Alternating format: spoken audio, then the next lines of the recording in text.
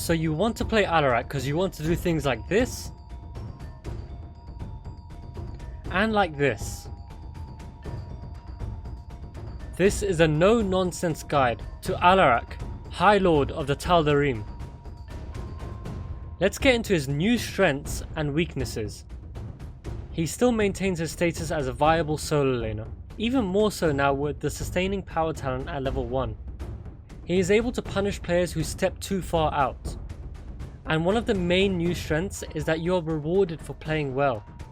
His trait has a built-in gathering power, plus the new talent choices are designed to literally have the potential to give him unlimited... Nah, let's not go there.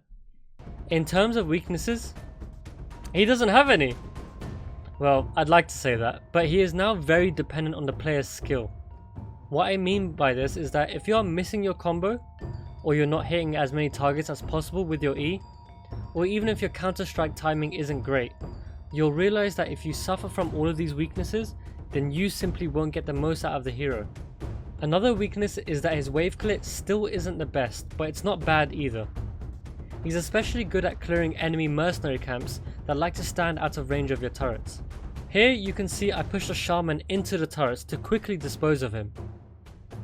Your W is the most influential of all your abilities. Pull targets into combo range or simply throw them further into your team. Don't just pull targets towards yourself. Upon reaching level 7 and taking applied force, you can pull targets from an even greater distance to help your team secure a kill. Most of the time your damage alone will not kill the target. It's crucial that your team follows up on the displacement. Think of yourself as a footballer.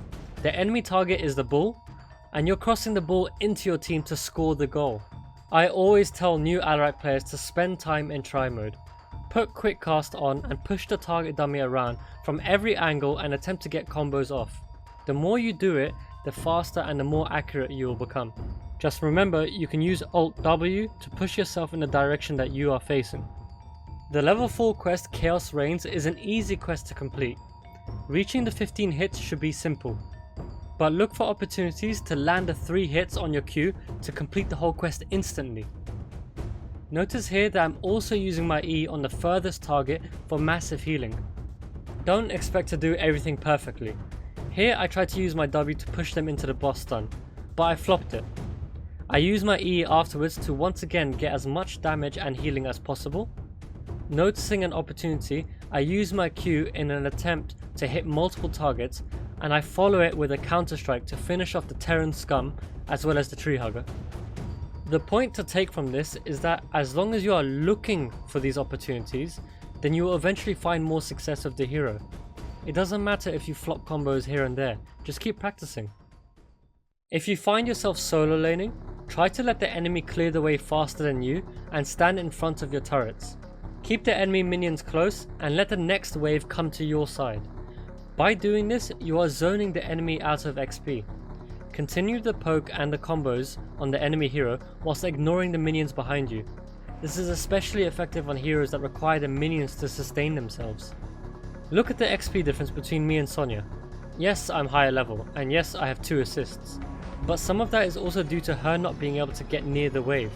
I do this against almost all enemy solo laners whenever possible.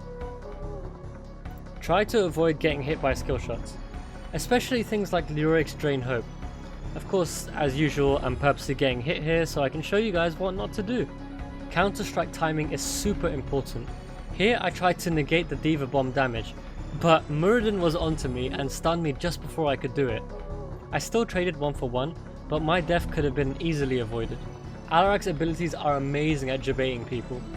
Particularly this match, I've been trying to let the enemy team focus me to give my team enough space to invade and trade for more kills. You just have to get aggressive and then start running away and screaming, "It was just a prank, bro!" I'm Ethan Bradbury! We asked AlextheproG for some comments on my plays, and here's what he had to say. This Alarak is a debate master. Like, this guy is debating me all the time. And every time he just survives. Like, look how low he is. This Alarak is too good. Like, he's actually playing very well.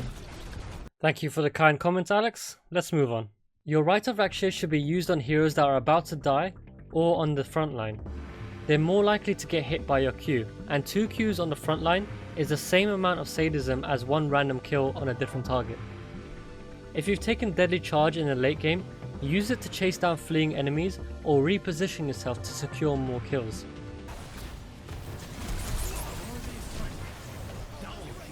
I've mentioned most of the talents already. At level 1, if you are the solo laner, I would highly recommend Sustaining Power as it allows for, well, you know, more sustain.